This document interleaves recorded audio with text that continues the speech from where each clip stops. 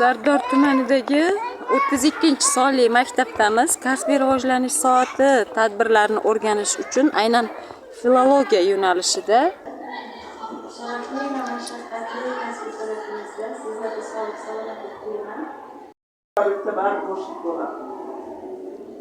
Nima uchun demaysiz? Siz rahbarlar ishlaysizmi? Siz rahbarlar ishlaydi. Juda yaxshi ishlaydi. Ota-onalar o'quvchiga sal vaqti kam aralashishadi.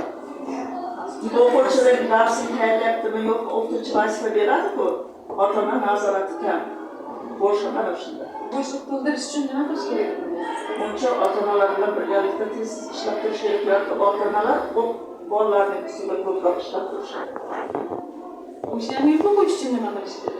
Maktablar bizga bog'liq bo'lishi kerak.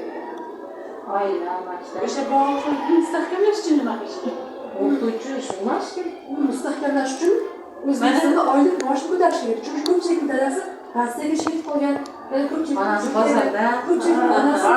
Demak, siz birinchi muammoga moddiy ehtiyojlarni aytyapsiz. Chunki oila boqish uchun, farzandga kitob olib berish uchun, kiyim-kechak, misol uchun mehnat qilaydi-da, bolasiga vaqt ajratishga menimcha vaqt qiladi.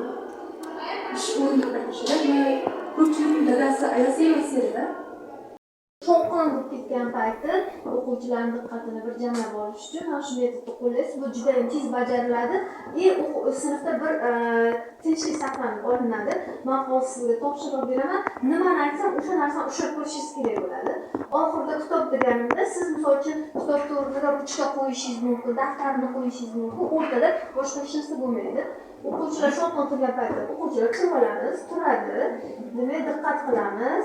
Soch. Men aytgan narsani ushlang. Soch.